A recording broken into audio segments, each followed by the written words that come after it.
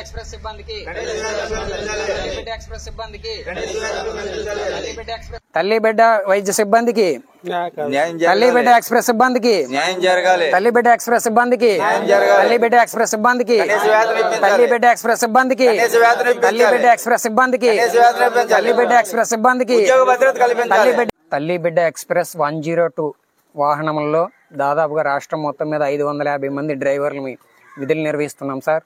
అయితే తెలుగుదేశం పార్టీ హయాంలో 2015 సంవత్సరంలో గౌరవనీయులైనటువంటి నారా చంద్రబాబు నాయుడు గారు ఈ యొక్క తల్లిబిడ్డ ఎక్స్ప్రెస్ పథకాన్ని ప్రవేశపెట్టారు.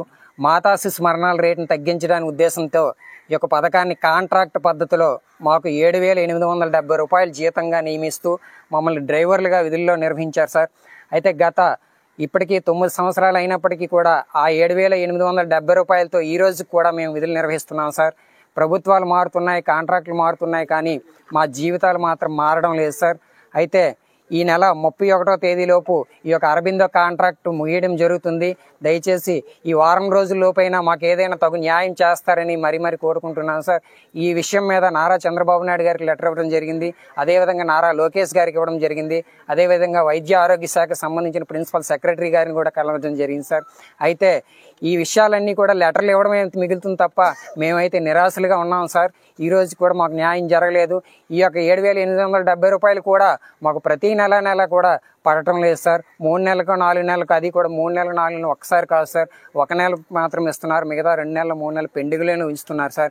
కనీసం ఆ జీతభత్యాలైనా సరే మాకు సకాలంలో చెల్లిస్తే మా కుటుంబ పోషణ చేసుకోవడానికి మేము ఉంటాం సార్. కానీ ఈ చాలీ జీతాలతో మేము చాలా ఇబ్బంది పడుతున్నాం సార్. నెక్స్ట్ వచ్చే కాంట్రాక్ట్లోనైనా సరే మాకు తగిన న్యాయం జరిగించి మా డ్రైవర్లందరినీ దృష్టిలో పెట్టుకుని నాయకులైనా సరే దీనికి సంబంధించిన సిబ్బంది అయినా సరే మా మీద దృష్టి పెట్టి మాకు వచ్చే కాంట్రాక్ట్లోనే సరే కనీస వేతనం 18,700 రూపాయలు కనీస వేతనాన్ని మాకు కల్పించి ఉద్యోగ భద్రత కల్పించి వచ్చే కాంట్రాక్ట్లోనైనా సరే మాకు సకాలంలో నెల జీతం పడేటట్లు మాకు న్యాయం చేస్తారని కోరుకుంటున్నాం సార్.